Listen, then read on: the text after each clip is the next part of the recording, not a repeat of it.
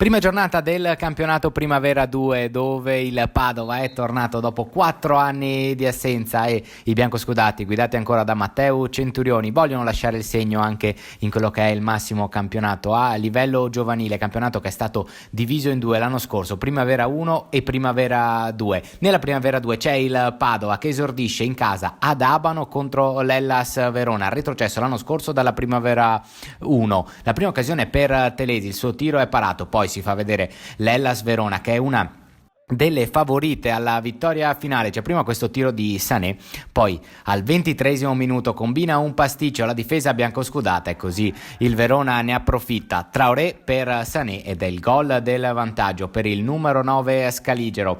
Padova punito che però paga a caro prezzo un errore ma riesce subito a rialzarsi. Rimessa laterale, spizzata di testa e gran gol sempre di testa di Paul Nodim, ancora lui, ancora il centrocampista con la maglia numero 11 impatta alla sfida e così al 32esimo minuto del primo tempo è 1-1, ma il Verona gioca un po' meglio. Nella prima frazione di gioco c'è ancora questa manovra a palla a terra, la palla per Amaya e il suo tiro termina fuori di poco ancora, però il Verona questo cross non viene respinto bene dalla difesa biancoscudata e così c'è un grandissimo gol di Traoré che buca la porta con questa bomba con il destro a 3 minuti dall'intervallo.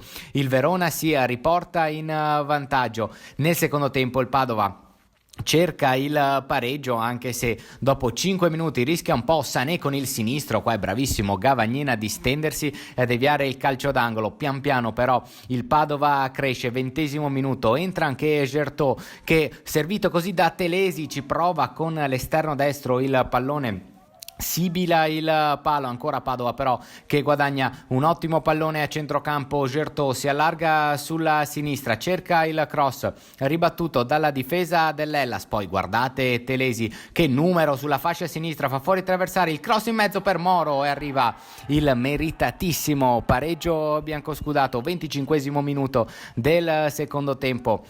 Grandissimo slalom di Telesi sulla sinistra, Moro appoggia a 2 passi dalla porta ed è 2-2, un Padova che sta tenendo assolutamente testa ai più quotati rivali dell'Hellas Verona che però alla fine cercano il tutto per tutto. Prima c'è questa azione, questo errore incredibile di Amaya solo davanti a Gavagnin, si arriva negli ultimissimi minuti, 43esimo minuto del secondo tempo, primo tiro respinto molto bene da Gavagnin che però non può nulla sul tappin di Traoré, doppietta per il numero 10 dell'Hellas Verona e purtroppo per il Padova è anche il gol che decide la sfida. I biancoscudati perdono per 3-2 all'esordio contro l'Hellas Verona ma non demeritano affatto, pagano anche le tante assenze, adesso avranno modo di rifarsi la settimana prossima ancora con un derby, questa volta in casa del Venezia.